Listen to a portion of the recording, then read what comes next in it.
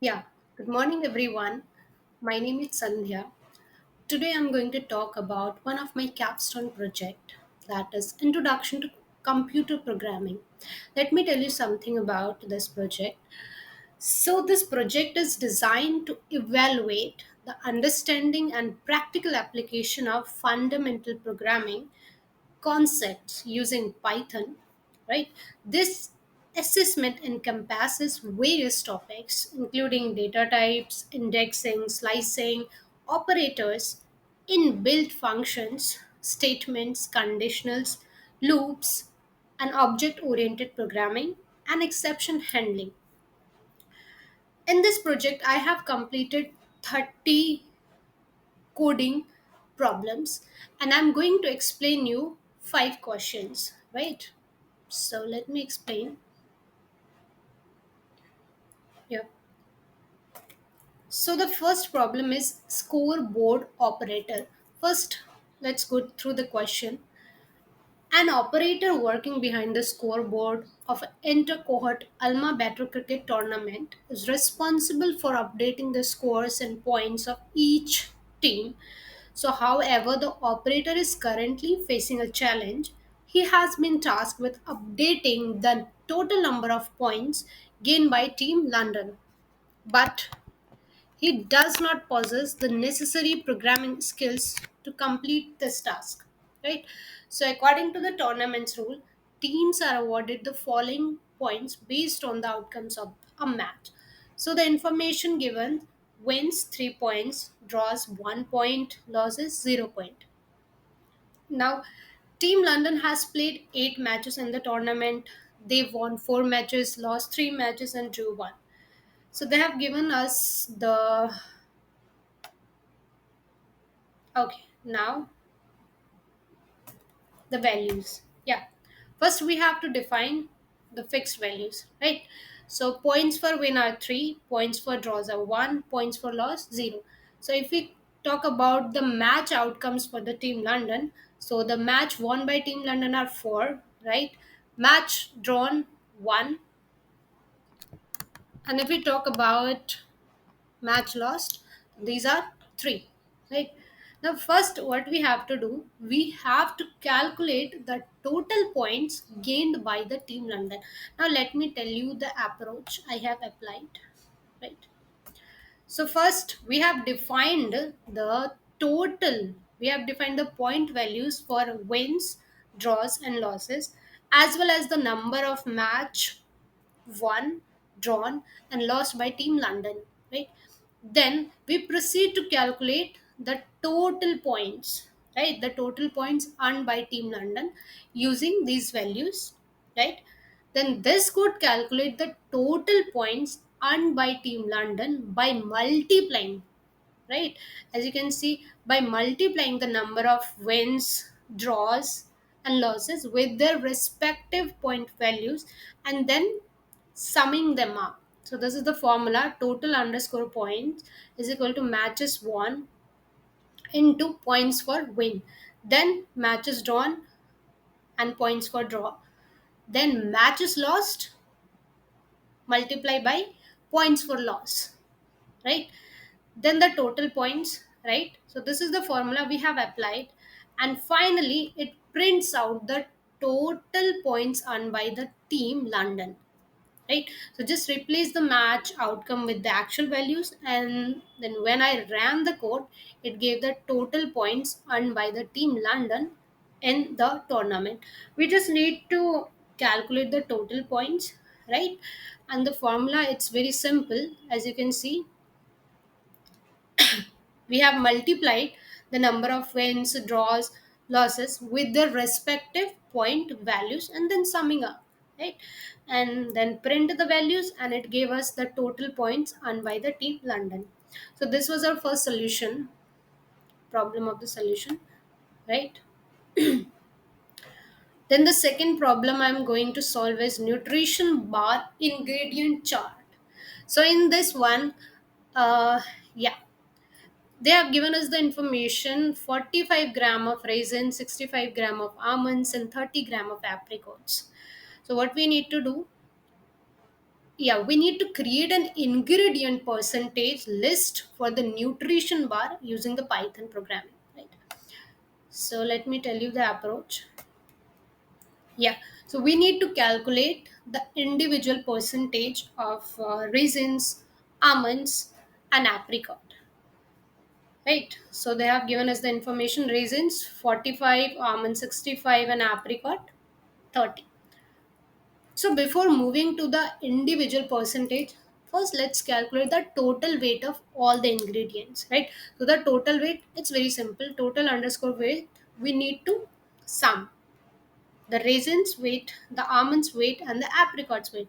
So we summed up, and then first calculate the percentage of raisins, right? So the raisins percentage is raisins divided by total weight into 100, right? What we used to do in the percentage. So this has given the raisins percentage 32.14%, right? Then same we have done for the almonds and apricot, right?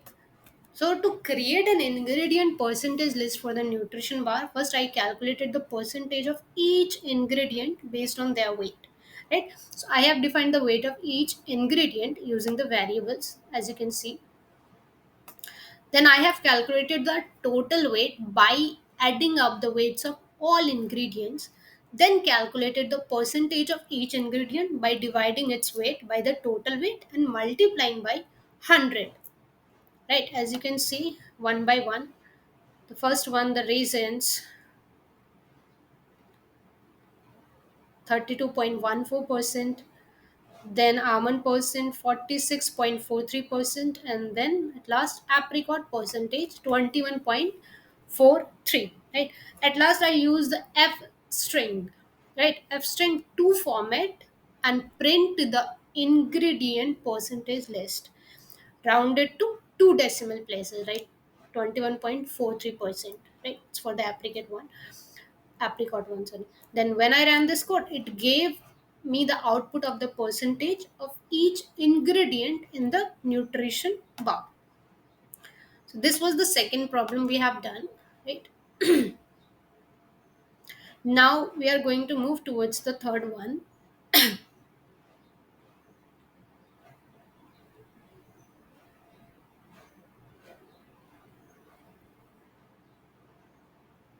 Yeah, so the third problem, it's from the operators and data type.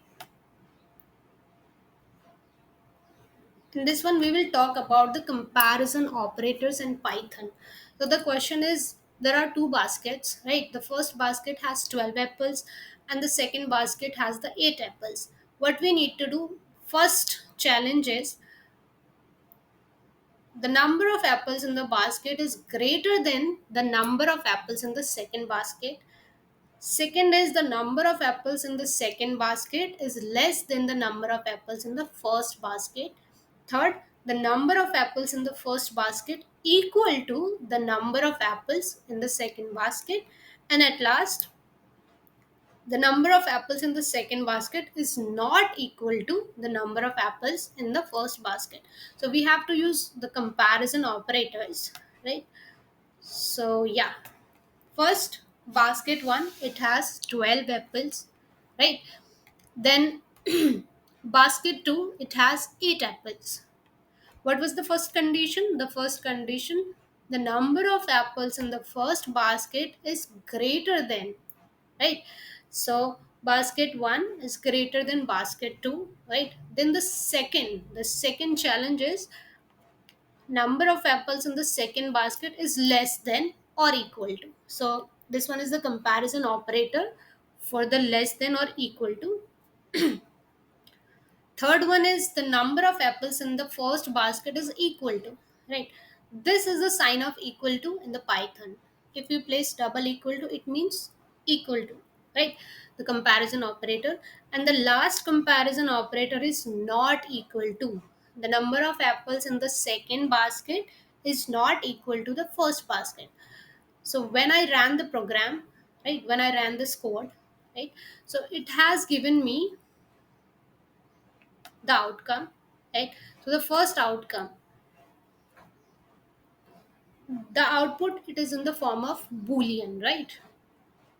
So the basket 1 is greater than basket 2, the number of apples. Yeah, it's true. So we have the true one. And the second one, the number of apples in the second basket is less than or equal to, because it is less than, so that one is also true. The third one is basket 1 and basket 2 has the same number of apples, so it's not correct, so the answer is false. And the last one, basket 2 i- apple isn't equal to basket 1. Yeah, correct. So the output is true, right? So in this one we have used the comparison operators used in the Python. Then we are going to move towards the fourth problem. Yeah. So I have chosen this, the fourth one, because I'm a great fan of movies. That's why. Okay, so the problem is, suppose you have a collection of your favorite movies and you want to keep track of them using a Python list. You start with an empty list, keep adding new movies to it. You also want to be able to remove movies and then watch. Yeah. So how many, finally you want to able to count how many movies you have in your collection, and then at last we have to reverse the order. Okay, let's jump to the solution. First we have started with the empty list, because they have given us the that we have to start with the empty list, right?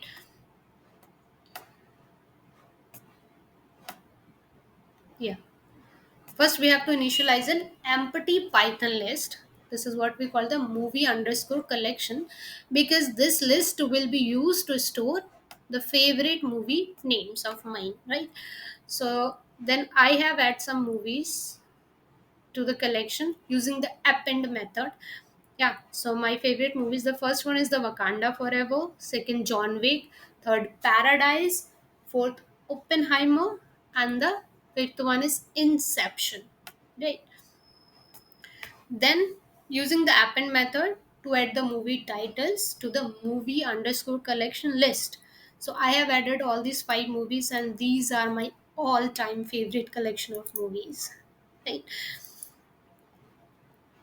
Then remove a movie from the collection using the pop method and code to remove the index 3. Suppose we have to remove the index 3, so it means I'm going to remove the index 3. That will start from Wakanda Forever 0, 1, 2, 3, because in Python indexing start from 0. That's why it will remove the Oppenheimer, right? That's why the formula is movie underscore collection dot pop 3. It's in the number 4, but according to the Python indexing, it has 3 index, right?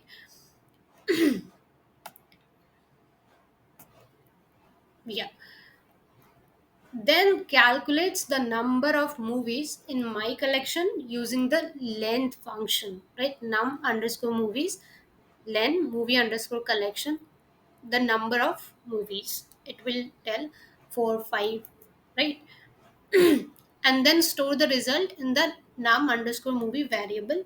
It gave the count of movies in my collection, right? Movie collection. Okay, at last, then reverse the order of the movies in my collection using the reverse method. So in this one, what we have done, just first we have created one empty list, then using the append method and use the favorite movie of yours, right?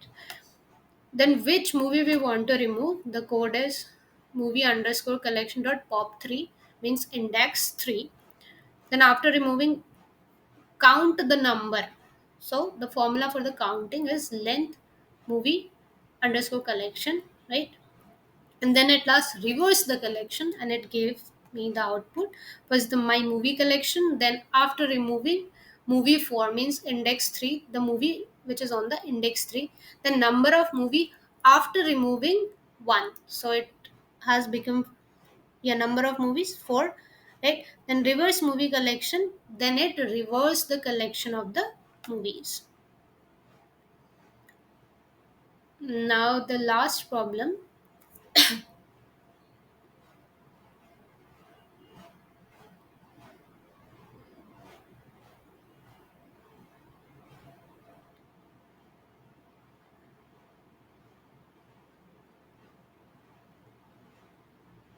Now we will move towards the last one.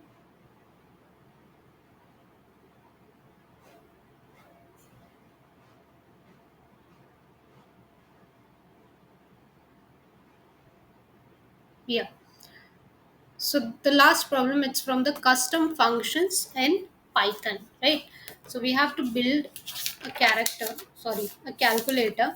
So in this activity, we will create a custom function in Python to build a calculator that can perform basic arithmetic functions such as addition, subtraction, multiplication, and division, right? So first, we need to define a function that is called calculators, and it will take three arguments: number one, number two, and the operation which we want to perform. At last we will have a test case. Okay, then the operation we want to perform, it could be subtraction, addition, multiplication, and division, right? Yeah. So first,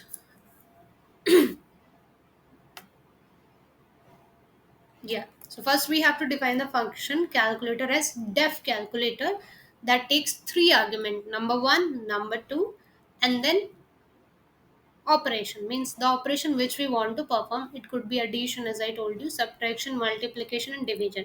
Then inside the function, we can use the conditional statement. I use the conditional statement. It could be if, else, and elif to determine which arithmetic operation to perform based on the value of the operation argument, right? If addition will be there, then it will add these two number one and number two, right? If operation, then addition, then result will be addition of these two number. Then alif operation, subtract, it will subtract these two number. And the third one, it will multiply these. And at last, the alif operation is equal to divide, means if number 2, so it will perform the division, right? Yeah. So if the operation is divide, it will check if number 2 is equal to 0. So that to avoid the division by 0. If number 2 is not 0, so simply it will perform the division, right? Means number 1 and number 2 both will get divided and store the result and the result variable. If number 2 is 0, then it will assign the message that division by 0 is not allowed to the result variable to handle the division by 0 error, right? So in the division one, we need to remember that if number 2 is 0, so it will return to the message that division by 0 is not allowed. And if number 2 is like 3, 4, 5, 6, it's a number apart from 0, then it will simply divide it, right? If the operation is none of the above, means if not addition, subtraction, multiplication, or divide, it will assign a message that is invalid operation, right? Yeah.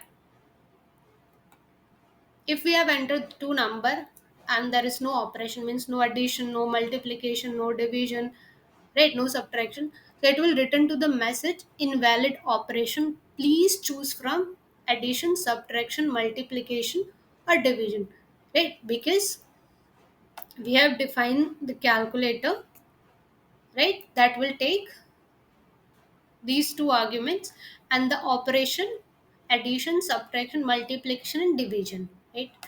Okay. Yeah.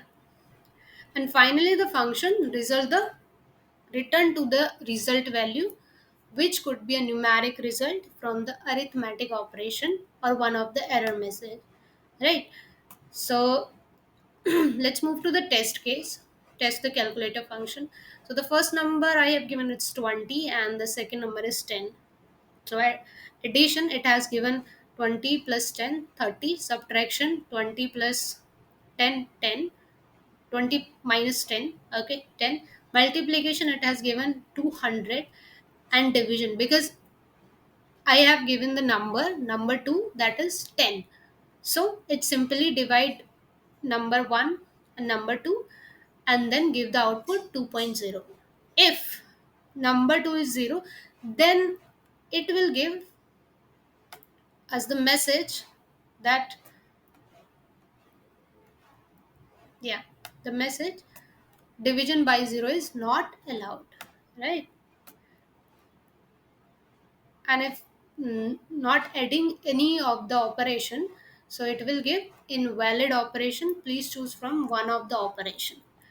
So all of these 5 questions I have chosen for the explanation. Thank you so much for having me. Thank you and have a great day.